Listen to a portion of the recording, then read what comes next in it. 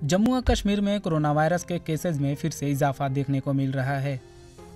गुज़िश्ता 24 घंटे के दौरान कोरोना वायरस से वादी में मजीद 3 अफराद की मौत वाक़ई हुई है, जिसके साथ ही हलाक होने वालों की मजमूई तादाद 4,473 हो गई है।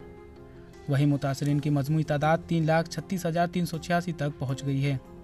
गुज़िश्ता 24 घंटे के दौरान जम्मू और कश्मीर में कोरोना से 149 अफराद मुतासिर हुए हैं, जिनमें से जम्मू डिवीज़न में 30 और कश्मीर डिवीज़न में 119 अफराद मुतासिर हुए हैं।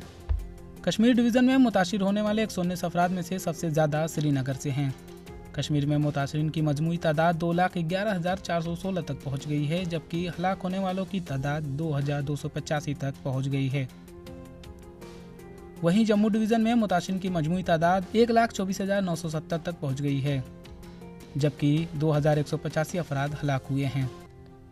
ईटीवी भारत के लिए श्रीनगर से परवेजुद्दीन की रिपोर्ट।